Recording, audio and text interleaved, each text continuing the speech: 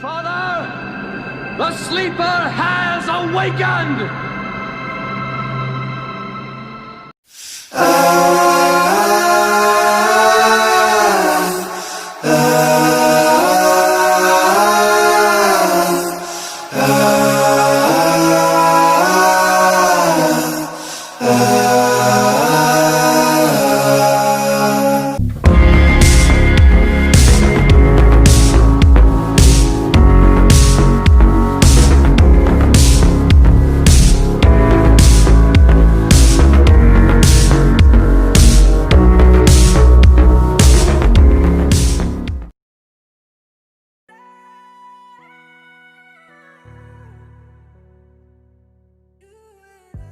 What's up, YouTube? This is Artisan MC, and I just got off of Angry Man's stream on this Sunday night, and we're having a really good conversation, a really powerful discussion with Brother Joe and his situation.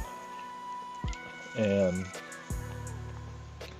I just felt that I needed to record something on this, just for posterity's sake, if anything.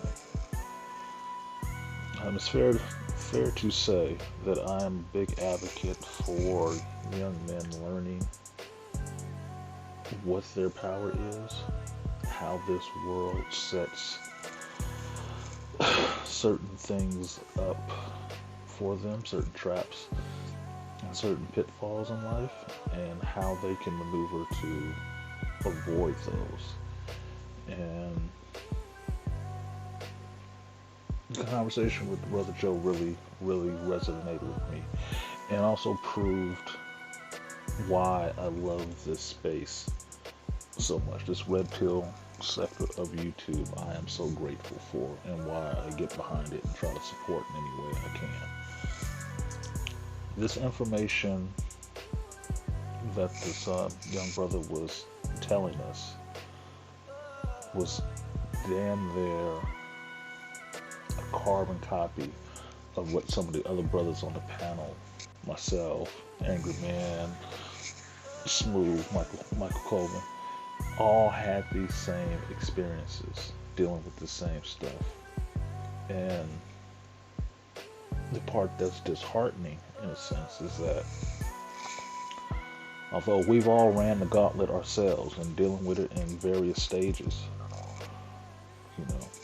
this young brother was 21 years old, and the trap was set, already waiting to be sprung on his ass, and he didn't even know it. He didn't know it. He's woefully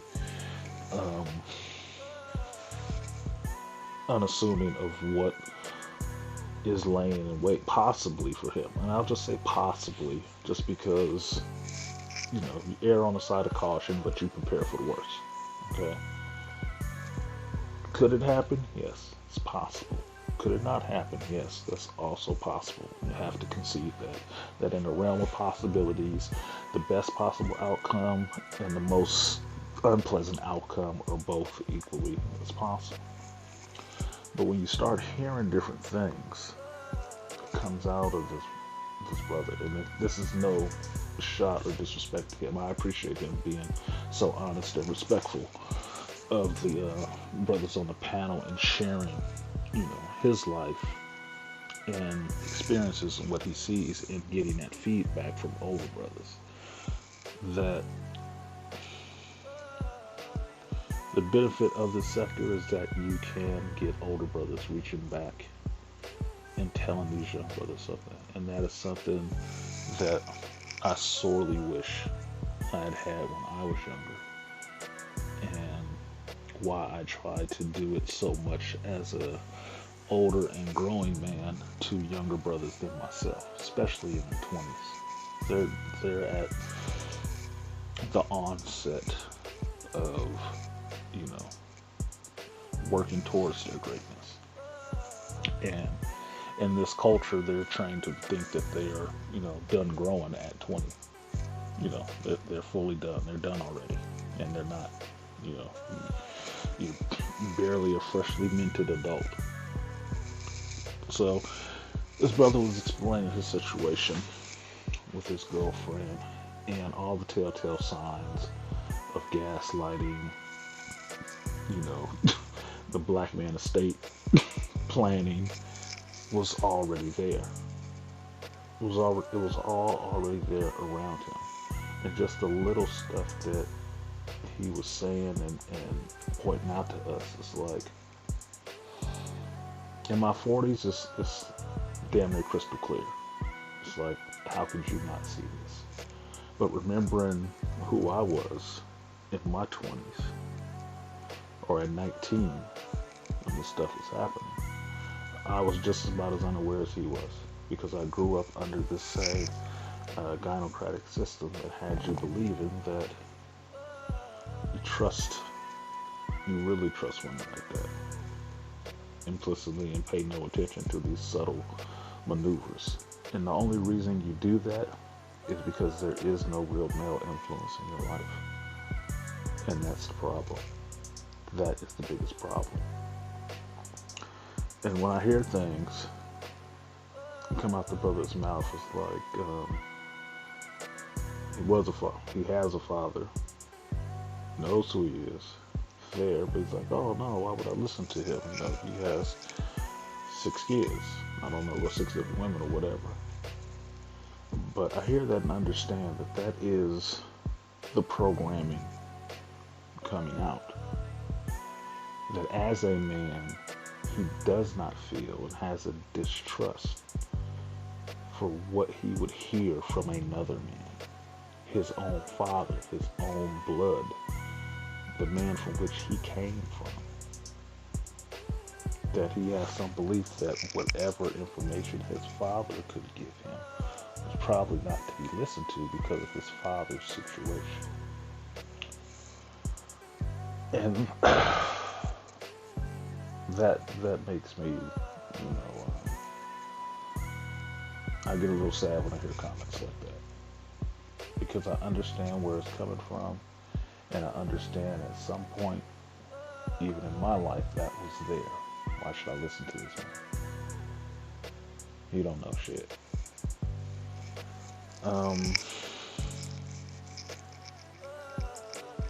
I've told my kids is that there's 3 sides to a situation. Her side, his side, and the truth is somewhere in between. Okay? If you are a male and you have a father, and regardless of what kind of situation you might judge that he is in, especially if you didn't grow up with him, talk to that man to man. You talk to him. Push that, bullshit that gets fed into your head that you should not listen to your daddy. Your daddy don't know what he's talking about. Push that shit out your head and talk to your fucking father. Because at the very least, beyond the fact that he's your father, that is another damn man. Another grown man who has been where you are, and you ain't nowhere near where he is. He's going to be the one who can most help you with what you need to get through in your 20s, in your teens, in your 30s. Because he's already been there. Your mother has and never will live her life as a man. She don't know the struggles. She won't deal with the struggles. She won't know how men actually get through. She won't know. But your father will. You need that information. It's vital. It's the other side of you that needs to be completed. Without that, you are a misshapen and unfinished puzzle. And that's just a fact of life. You need that. You need to know. So, that young brother, he's in the same position a lot of us were, for the same reasons a lot of us were. It's just an understanding of women, how women operate, the actual nature of a woman, what nature dictates that woman must do, and just the societal framework that is set up for a woman and a man. He doesn't really know his place in it and doesn't realize how he is already positioned for the trap. He's not avoiding the trap, he's already in it. He's just waiting to be sprung on. And for me, it makes, I feel a sense of sadness and a little bit of despair for brothers, knowing that brothers with bright potential and futures are set up and taken down like this every day. He is not the first one I heard this month. Not long ago, I relayed the story about my customer friend who's having a problem with his baby mama giving him drama when he was just, trying to loosely screw around, and now he getting drugged through child support and all this ridiculous shit. Why is that happening? It's happening because he wasn't listening to any men on how to deal with women. He was only listening to women on how to deal with women. And he ends up in a situation that is set to take from him a lot. Not just money, spiritually, emotionally, mentally. It's taken a lot from him. And it's going to age him in ways that he don't want to know. Because he didn't have that foreknowledge going into the situation. And this is the part that vexes me to an extent. Is that this is done. I think one of the brothers said it on the panel. Is that a lot of these women are raising these boys and leading them into the slaughter. They feed them on the best food and the good grass and all that stuff, but they still walk them into that slaughterhouse, knowing they're about to be slaughtered. Knowing it. Because their concern is not for him. It's for them grandbabies. And they will repeat the process once they get them. And to quote Grinch, as a thinking black man, we're all we got. And we need to be thinking and moving better. You need to be looking at your brothers to the right and the left and the front and the back of you, wherever they may be, and trying to help each other to avoid or remove yourself from situations like this. 21-year-old man, even in this culture, with the way white supremacy has fallen and the way things are taking shape, as bleak as it may look, you have a lot of potential. And for some chick that is only based on the environment, she knows she needs that security. She's going to get it in some kind of way. And since she's not going to be the one out there fighting other people to get it, you become the vehicle. You have to protect that. Especially your seed, especially your essence. You need to protect that. And not just be willy-nilly shooting up the club and some chick because she said she didn't want to have kids, but she ain't using no protection. And letting you go raw and not use no protection. That is, in retrospect, it is the dumbest statement you could actually fucking hear. I remember when I found out I was going to have a child, and I was freaking out about that because I didn't have my father in my life, and I was terrified of being a terrible father, right? Because that was pumped into my head when I was growing up. And one of my older cats around my job was talking to me and asking me, it's like, you're stressing about this and thinking it's her fault. He's like, yeah, she tricked me, I didn't want this, I didn't want to have a baby. And he asked me very simply, were you wearing a condom when you had sex? I told him no. He said then you was trying to have a baby. And that's real shit. That was the unvarnished, fuck your feelings truth. If you are not, as a male or a female, trying to have a child, and that is not the outcome you want to have at a certain point in time, you will do everything to prevent that. It's like not wanting to be in a car wreck, but still driving with a blindfold on down the freeway. It doesn't, the two things don't work together. You have to protect yourself. You protect yourself and you protect somebody else. The first person you protect is you. By if you don't want kids, even if you don't know what your future is, you put on a damn condom and make sure that future is set in the direction that you want to take it in. Maybe the chick don't know. Chances are she may not. Maybe she does, and it's you. And having a child and having this family. You need to protect that. Because she's not going to protect it for you. And I say this with, with all respect for that brother, but it's disheartening to know that this kind of shit still goes on. But here's what I'm thankful. I'm thankful for the red pill sector of YouTube. I'm thankful for brothers who open up panels like the Angry Man and are able to sit there on that panel for hours and talk with this brother through this. Because I see this as like the circle of elders.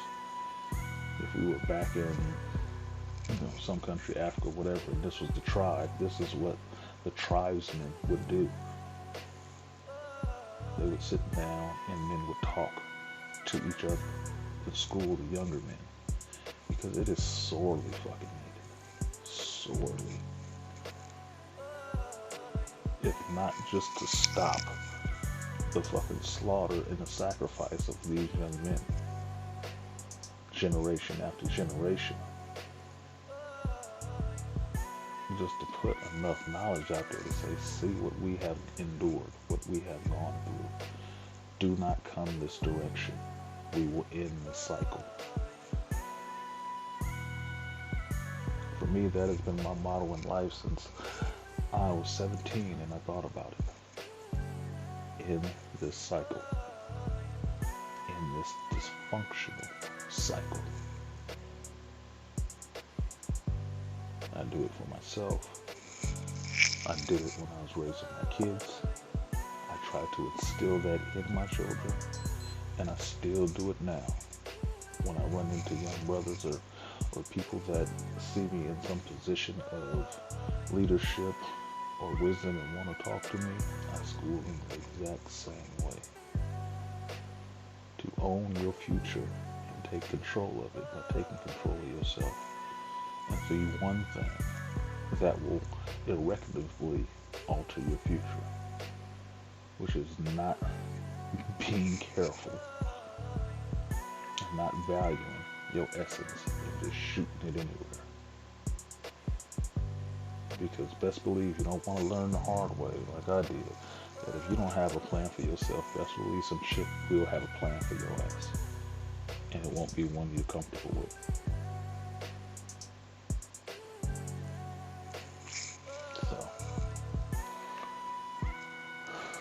That's it.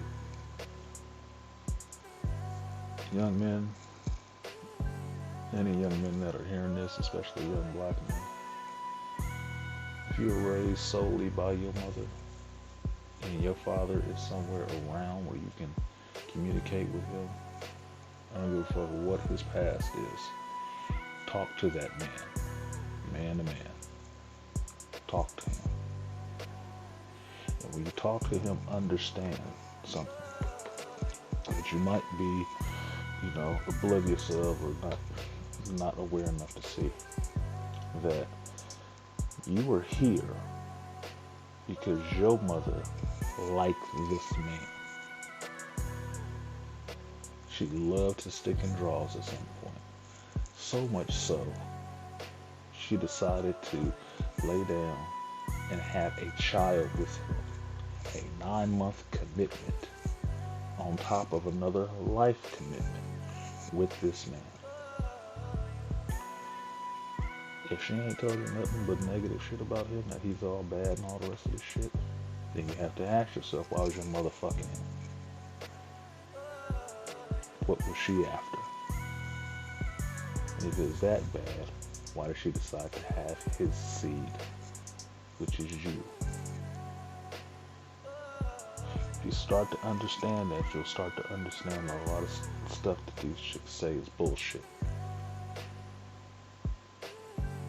That it's about opportunity. And he represented an opportunity for her. And when it didn't pan out to what she wanted, that motherfucker got cut loose. And now he's no good, like a worn out shoe. You need to understand that, because that's the world you are walking into. Value that shit you have between your legs, and I'm not talking about your fucking dick. I'm talking about the power to give life into any chick you get with. Value that shit.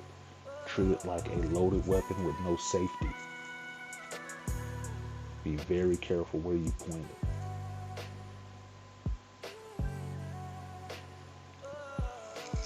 Learn, do better, be better.